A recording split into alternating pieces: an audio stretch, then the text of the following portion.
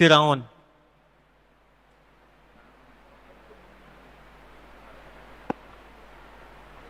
Eranya berganti. Bani Israel yang punya privilege, bahasa keren sekarang. Kemudian berganti, mereka ada di bawah, jadilah budak. Dan itu generasi yang cukup lama. Ingat, tidak disebutkan siapa namanya sosok ini. Ini gelarnya. Kalau di Quran tidak disebutkan siapa nama detailnya, kapan kejadiannya. Ini memberikan kesan bahwa sifat-sifat dan karakter ini akan terjadi lagi di masa depan dengan tokoh yang berbeda, tapi dengan cara yang sama. Ingat itu baik-baik. Ya? Maka nggak usah dicari. Ya, nggak usah dicari siapa nama sejatinya. Itu nggak ada kerjaan. Ya, karena yang dimaksudkan itu hikmahnya, bukan nama aslinya. Ya. Turunkan ke sini, ada ramalan, akan datang lahir seorang bayi laki-laki yang akan menghancurkan kerajaan Firaun ini. Maka keluarlah dekrit dari sini. 1, lakukan spionase yang sangat terukur. Perhatikan baik-baik ya. 1, apa ukurannya? Tempel setiap perempuan yang sedang mengandung oleh seorang intel untuk mengamati, lihat apakah lahir itu laki-laki atau perempuan. Kalau perempuan, bebas hidup. Kalau laki-laki, eksekusi langsung di hadapan ibu yang baru melahirkannya. Cara mengeksekusinya, maaf, ambil bayinya, lempar ke bawah, dan gorok berkali-kali sampai dia wafat. Kalau disembeli, tapi tidak dijatuhkan, itu bahasa Arab disebut nahar namanya. Unta itu disembeli tapi tidak dijatuhkan. Makanya unta disebut dengan nahar. Inna a'tainakal kautsar. Fashalli lirabbika wanhar. Karena unta nggak dijatuhkan dulu, langsung nahar namanya. Di sini, di wilayah naharnya, dekat kerongkongannya. Tapi kalau kita jatuhkan dulu, seperti kambing, kerbau, sapi, ya dan sejenisnya, dijatuhkan dengan lembut, lantas kemudian disembelih sekali sembelihan, itu zabaha namanya. Ya, zabaha yadbahu zabha. Tapi kalau berkali-kali begini, itu zabbaha yudabbihu. Al-Baqarah ayat 49, paling kiri sebelah atas di mushaf.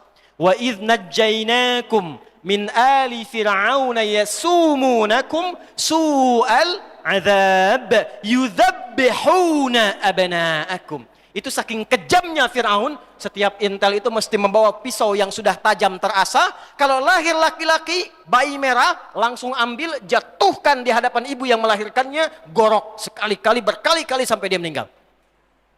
1. 2. Fir'aun membuat sistem tata negara yang didukung oleh 2 pokok yang paling kuat. 1, saya tuliskan jadi 2 berarti ke sini. Bagian pertama, pendukung Firaun ini, ya. Yang pertama, teman-teman sekalian, aspek militer. Ada ahli strategi, jenderal perangnya namanya Haman. Siapa namanya? Yang kedua, dia siapkan pemodal. Ya, kalau sekarang ada istilah-istilah apa namanya? Hah? Istilahnya apa namanya? Oligarki. Ya kan? Diistilahkan sekarang pengusaha gelap ketemu dengan penguasa zalim. Ya, itu namanya korun. Korun. Jadi korun itu penyandang dananya, aspek ekonominya. Kalau ingin Anda membentuk satu negara yang kuat, pemerintahan yang kuat, pastikan 2 hal yang kuat. 1, ekonominya, keduanya militernya.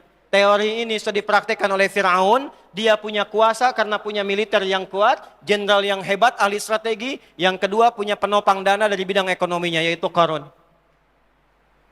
Ditemukan di mana keterangan ini? Al-Quran, surah ke-40 Ghafir, di ayat ke-23 sampai 24. Dan kami utus Musa kepada Fir'aun bi ayatina wa sultanin mubin ila fir'auna wa hamana wa qarun wa qalu sahirun kadzdzab. Tuh, disebutkan nih 3 ini. Saya catat dulu ya. Fokus baik-baik ini, fokus baik-baik. Jadi yang memberlangsungkan siksaan, kerja rodi, kemudian sampai pembunuhan, penyiksaan, pembantaian, genosida yang dilakukan oleh Fir'aun itu aspeknya ini yang ditata. Spionase, intelijen diperkuat, militer diperkuat, sekuat-kuatnya habiskan. Yang melawan, binasakan. Genosida. Kalau perlu sekampung, bakar semua. Habiskan semua. Jangankan orang-orang yang jauh, istri sendiri kalau membangkang, hukum juga. Lemparkan ke kolam yang sudah dipanaskan. Firaun. Siapa yang tidak ikut dengan perintahnya, selesai. Karena dia sudah menhabiskan diri dengan tingkat rasial yang paling tinggi. Dan cuma 2 orang di muka bumi yang menempati posisi ini. 1, Namrud, kedua Firaun yang mengaku Tuhan. Bahkan secara gamblang dia menyatakan, Firaun mengatakan, Ana rabbukumul a'la. Aku Tuhan kalian yang paling agung. Ya, manusia sekarang gak sampai ke level itu. Ya, saya pernah mendapatkan dan mendengar di Indonesia pernah ada ke level malaikat. Ya, LE pernah mengklaim dirinya malaikat dan meminta kepada gubernur Jakarta periode yang lampau sekali untuk mendaratkan Jibril di Monas. Ya. Maka ditangkap oleh polisi kita, dihukum 2 tahun. Alhamdulillah polisi kita jangankan teroris, malaikat ditangkap tuh. Ya. Kita dukung itu. Nah ini, apa kaitan kemudian dengan generasi ini? Musa alaihissalam, lantas singkat dia terlahir. Ini kalau saya bicara terlalu detail, nanti bocor. Ya, lebih baik kemudian kita bicarakan yang umum saja. Bocor yang saya maksudkan boleh jadi ini menjadi strategi yang sangat penting, gitu kan? Musanya ditempatkan oleh Allah di dalam inti kerajaan Firaunnya. Tumbuhnya di situ, dirawatnya di situ. Paham nggak? Tumbuh di situ, dirawat di situ, sampai kemudian ditahbiskan menjadi nabi dan rasul. Secara singkatnya membawa semua keturunan Bani Israel yang masih ada untuk keluar dari negeri ini. Karena Firaun nggak mau damai, nggak ada gencatan senjata, nggak ada damai. Pokoknya sepanjang masih ada genosida, habis semua, nggak ada damai-damaian. Ya. Makanya kalau ada yang sekarang seperti itu keturunan sana tuh. Nyambung ke sana. Saya baru baca berita hari ini, ada salah seorang pemimpin negara mengatakan tidak ada gencatan senjata, nggak ada peluang damai. Itu kalau dikaji nasabnya sampai ke atas. Makanya Quran benar, nggak disebutkan namanya, bukan detailnya, tapi gelarnya untuk memberikan kesan bahwa akan ditemukan orang-orang yang punya jabatan tapi sifatnya seperti ini. Balik, Musa membawa kaumnya. Karena dalam bahasa lisannya Musa, ya qaumi, kaumku. Keluar dari Mesir, fokus. Firaun ditenggelamkan oleh Allah di Laut Merah persis di depan mata Musa dan semua pengikutnya. Musa ditemani oleh saudaranya namanya Harun.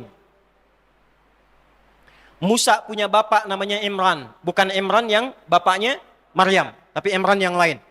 Ya, Imran punya anak 3, 1 Musa, yang kedua Harun, yang ketiga perempuan namanya Maryam, itu unik sekali. Makanya nanti ketika Maryam ibundanya Isa alaihissalam mengandung dan melahirkan karena diizinkan oleh Allah, maka dituduh oleh kaumnya, ya ukhta Harun. Itu kalimat majas untuk memberikan kesan kamu kan orang soleh, perempuan soleh seperti Maryam dulu yang soleha, yang punya saudara namanya Harun. Kenapa kamu menyimpang? Kenapa kamu berzina? Itu ditemukan nanti di surat Maryam. Balik ke sini. Musa dan Harun membawa kaumnya ini yang telah keluar dari kejaran dan perlakuan serta kekejaman Firaun, selesai keluar dari Mesir. Sebelum saya sampaikan sampai ke titik ini, saya ingin terangkan satu hal yang penting dulu. Saya mau tanya pada Anda sekalian. Pernah ada yang tahu nggak berapa jumlah umat Nabi Musa, kaumnya Musa yang ikut dengan Nabi Musa keluar dari Mesir pada saat itu? Berapa jumlahnya? Gampang, jumlahnya banyak. Itu aja ya, kalau pusing. Jumlahnya banyak. Saya tuliskan misal, permisalan 100 orang. Misal saja. Ini telah mengalami sisa-sisa penjajahan, perbudakan, penindasan, tekanan. Saya tanya pada Anda, punya beban psikologi enggak? Punya kenangan enggak? Punya memori enggak? Saya tanya pada Anda, 100 ini adatnya sama tidak? Karakternya sama enggak? Sifatnya sama enggak? Sifat mereka berbeda, karakternya tidak sama, dan mereka menyimpan memori yang berbeda. Ada yang yakin dengan kenabian Musa dan Harun, ada yang taat dengan Musa dan Harun, tapi yang ada pengen ikut-ikut aja, yang penting selamat dari Firaun. Ingat ya? Yang penting selamat dari Tapi yang Anda jangan lupakan, penjajahan, penindasan, perbudakan, genosida, itu akan melahirkan luka sosial dan psikologi yang sangat dalam. Lebih dalam daripada diputuskan cinta. Ingat baik-baik. Ingat baik-baik. Dan seringkali ketika mendapatkan kenyamanan, justru pengalaman ditindas itu dipakai untuk menindas orang lain lagi. Dulu waktu VOC datang, pengkhianatnya ada nggak di sini? Ada. VOC waktu itu mengadu domba tidak? Adu domba. Menipu tidak? Menipu. Pangeran Diponegoro kan ditipu, ya kan? Mengagresi tidak? Mengagresi. Sekarang kita telah merdeka. 17 Agustus tahun 1945 kita merdeka sampai dengan sekarang. Pertanyaan saya, ada nggak perilaku anak negeri yang nggak jauh beda dengan perilaku penjajah masa lalu? Yang menipu ada? Ada. Ya? Yang memecah belah ada? Yang memanipulasi ada? Itu yang saya maksudkan. Luka sejarah yang lama itu seringkali memberikan kesan sehingga tanpa sadar dipraktekkan pada generasi berikutnya. Inilah yang terjadi, penindasan pada era Firaun yang saya garis bawahi dengan beberapa poin ini yang akan terbawa oleh beberapa generasi yang ikut Musa ini, sehingga perilaku itu yang melekat pada mereka yang dipraktekkan di kemudian hari. Ini keluar dari Mesir, selesai. Maka perintahnya dari Allah Subhanahu wa taala, 1, Musa ambil wahyu 10 perintah, 10 commandment. Masuk ke Tur Sinai sekarang, wilayah Mesir. Sudah 40 hari 40 malam. Apa yang terjadi? Tadi kan saya katakan, dari yang banyak ini taruhlah 100 orang, kan gak semuanya sama. Ada yang taat sama Musa dan Harun, ada yang ikut-ikutan. Yang ikut-ikutan ini mulai menyimpang. Harun, ini Tuhan yang nyelamatin kita, mana wujudnya? Gak seru bertuhan gak kelihatan. Ya, tolong dong tampakkan supaya kita bisa kreatif dikit, nikmat ngelihatnya. Maka muncul kemudian kreativitas itu dari Samiri. Bid'ah pertama yang dilakukan pada masa itu. Samiri membuat Tuhan-Tuhanan. Makanya nanti kalaupun mereka mengklaim masuk surga, surganya surga-surgaan. Ya? Tuhan-Tuhanan dari lembu, kemudian disembah dan sebagainya. Singkatnya, keluar Musa, turun, marah melihat itu, dihancurkan semua. Lalu 70 orang dipilih oleh Musa yang baik-baik. Makanya saya tulis 100. Yang tadi selesai. Kalian ini bagaimana? Belum basah, belum kering tapak kaki kalian. Dari keselamatan yang Allah berikan dari Firaun itu sekarang sudah menyimpang dari Allah. Marah Musa. Bahkan saudaranya ditarik jenggotnya tuh. Kamu kerjanya apa, Harun?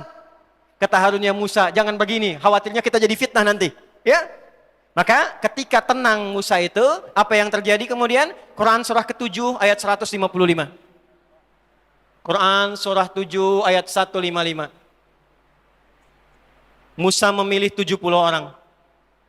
Sab'ina rajulan.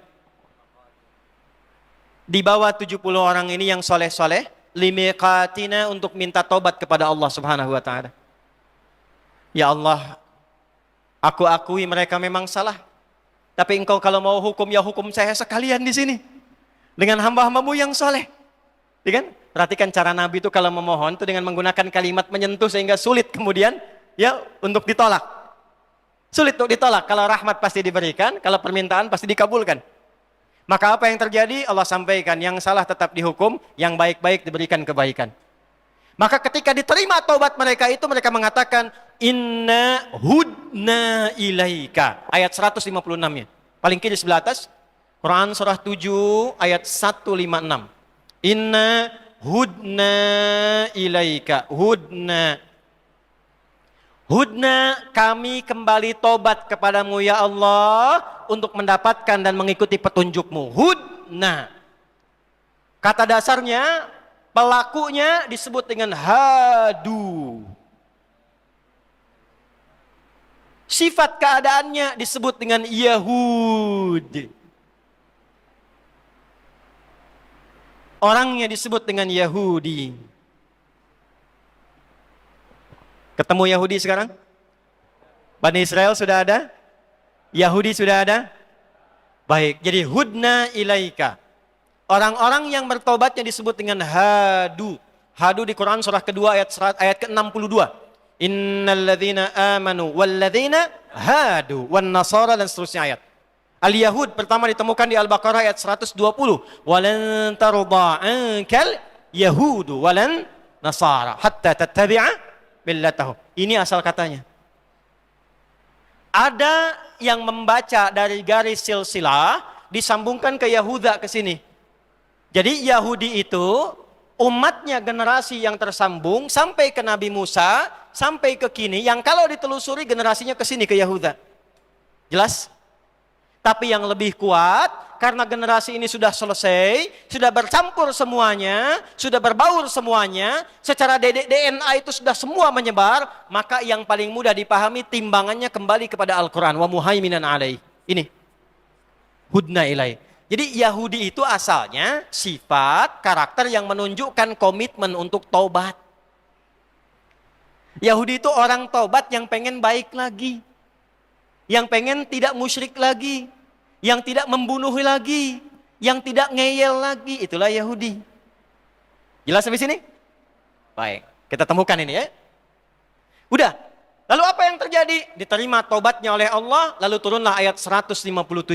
Saya terima taubat kalian semua, kata Allah, mulai sekarang kalian ikuti petunjuk Musa ini, petunjuk Harun ini, sampai datang Nabi terakhir. Alladzina yattabi'una an-nabi rasulan nabiyyal ummiyya. Sampai datang risalah penutup Musa, sampaikan pada kaummu sekarang. Generasi kalian akan terus melampaui zamannya, terus hadir lagi keturunan, terus hadir keturunan, sampai nanti lahir keturunan terakhir, akan bertemu dengan sosok Nabi yang paling agung, Nabi yang paling hebat, sifatnya ummi, namanya Muhammad sallallahu alaihi wasallam.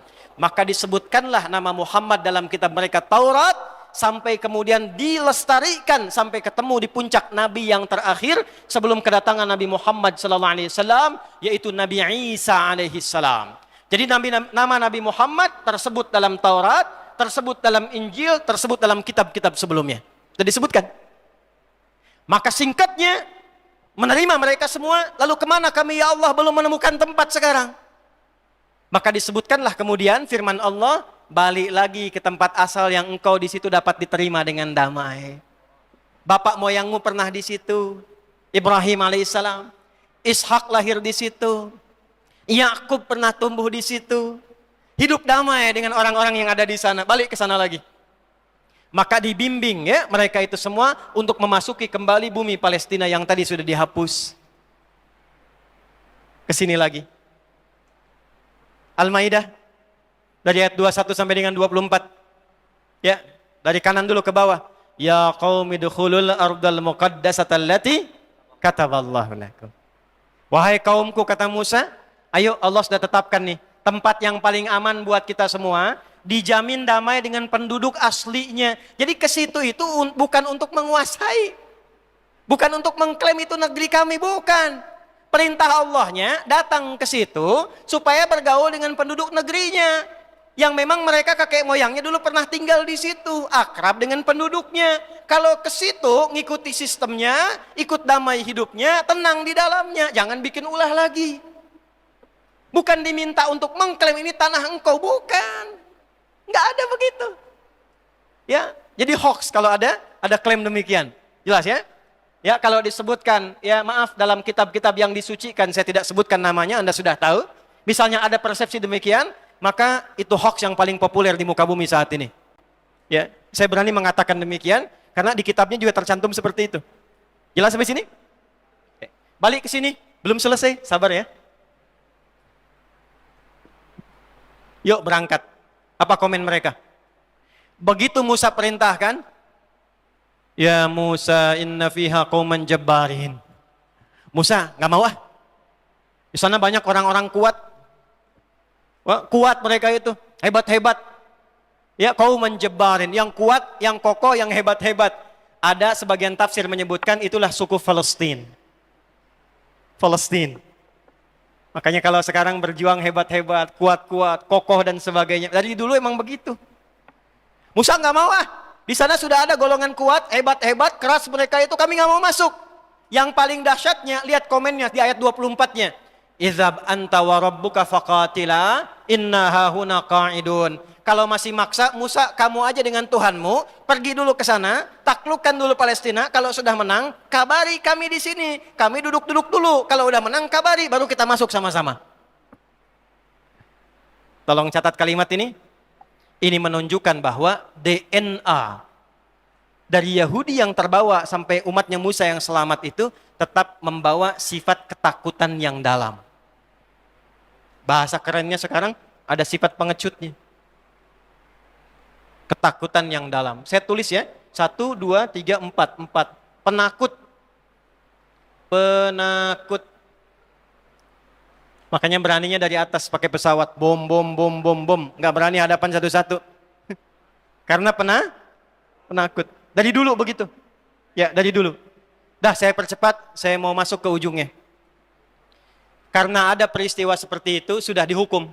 Arba'ina sanatan yatihuna fil ard. Musa, ini kaummu bengalnya luar biasa, udah diselamatkan, udah diampuni tobat, masih ngeyel juga. Saya hukum 40 tahun berkelana. Catat ini baik-baik. 5. Generasi mereka punya siklus 40 tahunan. Tolong catat ini ya. Punya siklus 40 tahunan. Siklus 40. Tolong catat ini. Orang-orang yang baca Qur'annya dengan detil, dengan teliti, dia akan mendapatkan sesuatu yang hebat dari sini. Sudah 5 saja. Yang kelima yang terakhir, siklus 40 tahunan. Maka setelah itu Nabi Musa wafat di daerah dekat area situ, belum sampai ke situ. Setelah 40 tahun, itu Musanya wafat, Harunnya wafat, sebagian generasi tadi wafat, ada sebagian yang beranak pinak sampai melahirkan kemudian, ada satu generasi dibimbing oleh satu orang, yang sangat saleh, yang dia pernah menjadi asisten Nabi Musa saat bertemu Khadir.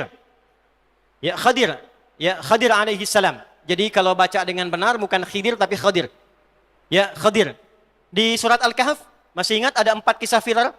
Kisah pemuda 1, kisah 2 orang sahabat, yang satu kaya, yang satu sederhana dan saleh, yang ketiga Musa dengan Khadir, yang keempat Dzulkarnain. Nah, bukankah Anda masih ingat yang menemani Nabi Musa untuk menemukan Khadir itu siapa? Yusha bin Nun. Yusha bin Nun. Maka setelah siklus 40 tahun ini, masuklah kelompok ini, komunitas ini, bangsa ini ke Palestina dibimbing oleh Yusha bin Nun. Masuk lagi setelah 40 tahun. Ada di sini. Nunggu siapa? Nunggu berjalan terus sampai munculnya seorang sosok Muhammad sallallahu alaihi wasallam. Singkatnya, tahun masuk ke 1 Masehi, lahirlah Isa alaihi salam. Isa bin Maryam. Isa meneruskan risalah Musa. Jadi kalau diurut tadi Nabi Isa, keturunannya kan masih ke generasi ini. Ke Yahuda ke atas. Maka Nabi Isa pun sesungguhnya mendakwahi keturunan yang berasal dari sini tadi. Dari Musa ke Yusha bin Nun, beranak pinak lagi, sampai periodenya Isa alaihissalam. Bayangkan, dari Musa aja kan 1400-an. Kan? Artinya apa? 1000 tahun setelah peristiwa itu, generasi Isa muncul. Ini masih beranak pinak. Maka zamannya sudah berbeda, kondisinya sudah tidak sama, dan yang menguasai tempat itu di Palestina sudah dikuasai oleh Romawi pada masa itu. Romawi sudah ada dengan Bizantiumnya. Maka apa yang terjadi? Nabi Isa diutus menjadi nabi dan rasul, diberikan oleh Allah kitab. Standar nabi itu punya kitab. Wa idz akhadallahu mitsaqan nabiyyina lama ataitukum min kitab. Dapat kitab. Maka diberi nama kitabnya Nabi Isa untuk membedakan dengan kitabnya Nabi Musa. Kalau Musa itu Taurat, kalau Isa itu apa? Injil. Tapi kaumnya generasi yang sama, generasi keturunan dari umatnya Musa. Karena kaumnya Musa, maka sama dengan sifatnya Bani Israel. Jelas? Sama punya sifatnya Yahud, hudna ilaika. Jelas? Sama juga kemudian punya sifatnya menerima kitab, ahlul kitab. Makanya nanti di Al-Quran kita akan temukan ya Bani Israel, ya ahlul kitab, ya ayyuhalladzina utul kitab. Jelas? Baik. Diturunkan, disampaikan risalah yang sama persis dengan sebelumnya, tapi syariatnya lebih dilengkapi karena sesuai dengan eranya. Dan di era Nabi Isa tetap diinfokan, akan datang Rasul penutup setelahku, namanya Ahmad. Namanya siapa? Tolong catat ini ya. Ustadz kok namanya bukan Muhammad? Kenapa Ahmad? Inilah keistimewaan Nabi yang terakhir. Karena semua nama yang melekat pada beliau semuanya nama sifat. Nabi sebelumnya rata-rata nama zat. Musa, Isa, Yakub sampai ke Adam nama zat semua. Zat itu nama untuk membedakan satu dengan yang lainnya. Adi ini. Kan? Ustaz Fahmi itu. Adi saya nengok, Fahmi itu. Itu zat namanya. Tapi Fahmi yang jujur, Fahmi yang toleran, Fahmi yang penyabar, itu sifat namanya. Ya, nama Nabi sebelumnya zat, tapi yang melekat pada Nabi terakhir semua sifat. Untuk menunjukkan, sekalipun Nabinya sudah wafat, sifatnya tetap abadi sampai dengan hari kiamat. Maka kata Nabi Muhammad SAW, Ana Muhammad, Ana Ahmad, Ana Al-Mahi, Ana Asy-Syafi, Ana Al-Kafi. Semuanya sifat. Maka orang-orang pada masa itu menduga Nabi Isa ini Nabi terakhir. Kenapa? Karena punya sifat yang sama di kitab mereka tentang ramalan nubuat Nabi terakhir itu punya sifat kasih sayang. Nama Muhammad gambaran kasih sayang. Bentuk yang unggul superlatif dari kata Mahmud. Dasarnya Mahmud, superlatifnya Muhammad. Sayang terhadap semua. Jangankan manusia, pada tumbuhan sayang, pada hewan sayang, itulah Muhammad. Muhammadur Rasulullah. Walladzina ma'ahu asyidda'u 'alal kuffar ruhama'u bainahum. 4 kali disebutkan dalam Al-Qur'an. Semua menunjuk sifat kasih. Quran surah 3 ayat 144, Quran surah 33 ayat 40, Quran surah 47 ayat kedua, dan Quran surah 48 ayat ke-29. Yang kedua, selain baik dengan sesama, taat kepada pencipta. Saking taatnya, nggak ada yang bisa menandingi, melebihi semua nabi yang lain. Melebihi yang lain disebut dengan tafdil namanya. Taat kepada sang pencipta, satu aspek hamid. Taatnya banyak, sholatnya sampai bengkak kakinya, puasanya rajin sampai sunnah, baca Qur'annya luar biasa, kemudian infaknya diberikan dengan sempurna, maka berubah kalimatnya menjadi isim tafdil dari hamid menjadi Ahmad. Maka Nabi Isa menolak klaim kaumnya, saya bukan Nabi terakhir. Memang Nabi itu punya sifat mirip dengan saya, penyayang. Tapi kedekatannya dengan Allah nggak bisa ditandingi. Wa mubasysyiran bi rasuli ya'ti min ba'di ismuhu Ahmad. Afdal minni. Jelas? Baik, balik ke sini. Maka secara singkat disampaikan, saya bukan Nabi terakhir. Karena itu, mereka sudah tahu tentang kedatangan Nabi Muhammad. Sampai terjadilah peristiwa Nabi Isa itu kan tidak menikah.